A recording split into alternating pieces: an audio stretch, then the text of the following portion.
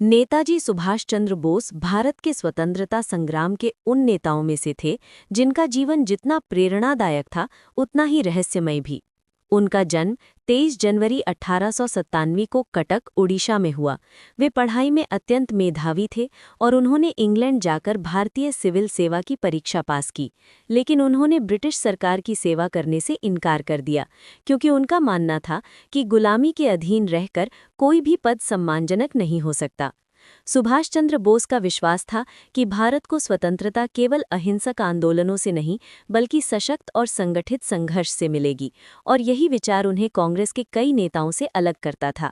महात्मा गांधी के प्रति उनका गहरा सम्मान था, लेकिन आज़ादी के रास्ते को लेकर उनके विचार भिन्न थे। 1939 में कांग्रेस अध्यक्ष पद से इस्तीफा देने के बाद नेताजी ने एक अलग रास्ता चुना।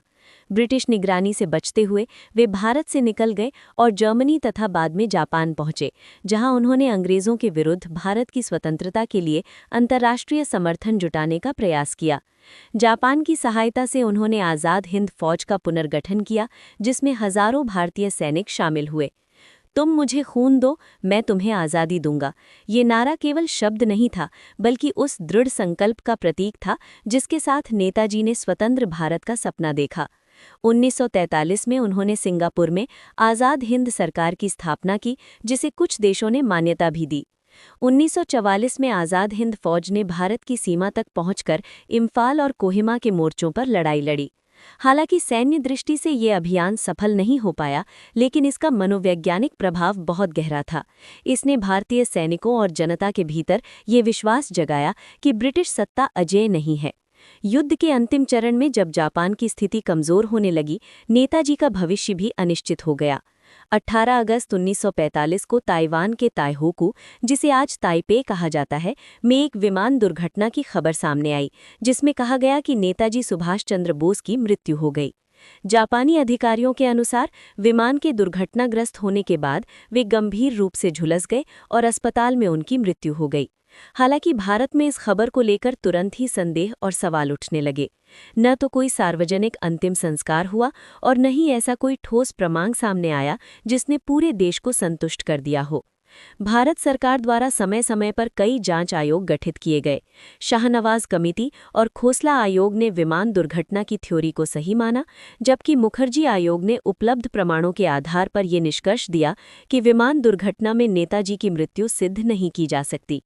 हालांकि मुखर्जी आयोग भी ये निश्चित रूप से नहीं बता सका कि नेताजी इसके बाद कहाँ गए या उनका अंत कैसे हुआ। 2015 के बाद भारत सरकार ने नेताजी से जुड़े कई गोपनीय दस्तावेज सार्वजनिक किए, लेकिन उनमें भी ऐसा कोई निर्णायक प्रमाण नहीं मिला जो इस रहस्य को पूरी तरह सुलझा सके। नेताजी सुभाष चंद्र बोस की विरासत केवल उनकी मृत्यु के सवाल तक सीमित नहीं है। वे साहस, त्याग और राष्ट्र के लिए पूर्ण समर्पण के प्रतीक हैं। उनका जीवन ये सिखाता है कि आज़ादी केवल विचारों से नहीं बल्कि अदम्य इच्छा शक्ति से हासिल की जाती है। आज भी जब भारत स्वतंत्र है, नेताजी का ये प्रश्न गूंजता रहता है, क्या हम उस आज़ादी की कीमत समझते हैं जिसके लिए कुछ लोगों ने अपना पूरा जीवन समर्पित कर दिया? इतिहास भले ही उनके अंतिम क्षणों पर मौन हो, लेकिन भारत के दिल में नेताजी सुभाष चंद्र बोस आज भी जीवित हैं। यदि आपको ये डॉक्यूमेंट्री जानकारी पूर्ण लगी हो तो इसे लाइक करें, अपने दोस्तों और परिवार के साथ शेयर करें और ऐसे ही इतिहास से जुड़े सच और अनसुनी कहानियों के लिए हमारे चैनल को सब्सक्राइब करना न भूलें। आपका एक छोटा सा सहयोग हमें और बेहतर कंटेंट बनाने की प्रेरणा देता है।